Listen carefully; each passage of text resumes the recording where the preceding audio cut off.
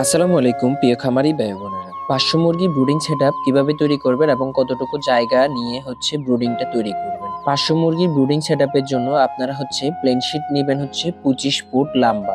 25 foot লম্বা plane শিটটাকে আপনারা সম্পূর্ণ গোলাকার করে দিবেন। আমরা ভিডিওতে যেভাবে গোলাকার করে দিছি এইভাবে 25 ফুট গোলাকার করলে যতটুকু জায়গা হবে অতটুকু জায়গার মধ্যে পাঁচশো মুরগি ব্রুডিং করা হয়। অনেকে চার কোণাচে অথবা বিভিন্ন সাইজের ব্রুডিং তৈরি করে থাকেন। তবে মনে রাখবেন মুরগির জন্য ব্রুডিং এ কিন্তু সব থেকে ইম্পর্টেন্ট। আপনার মুরগি ভালোভাবে ব্রুডিং করতে পারলে আপনি ভালো একটা রেজাল্ট পাবেন মুরগি থেকে।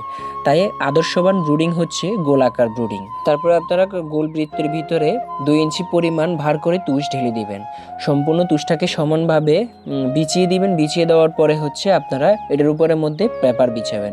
কারণ মুরগি ব্রুডিং এর প্রথম 36 থেকে 48 ঘন্টা পেপারের মধ্যে রাখাটা সব থেকে বেশি উত্তম। কারণ পেপারের উপরে মুরগির প্রথম অবস্থায় খাবার ছিটিয়ে দিয়ে মুরগিকে খাবারের অভ্যস্ত করতে হয়। আপনারা প্রতি একটা গোল বৃত্তের ভিতরে একটা করে ব্রুডার ব্যবহার করবেন। একটা ব্রুডারের মধ্যে 4টা বাল্ব ব্যবহার করবেন। 4টা বাল্বের মধ্যে আপনারা 600 ওয়াটের মতো ব্যবহার করবেন। 200 ওয়াটের 2টা বাল্ব ব্যবহার করবেন, 100 ওয়াটের 2টা বাল্ব ব্যবহার করবেন। এতে করে আপনার ব্রুডিং এর মধ্যে পর্যাপ্ত পরিমাণ তাপ থাকবে।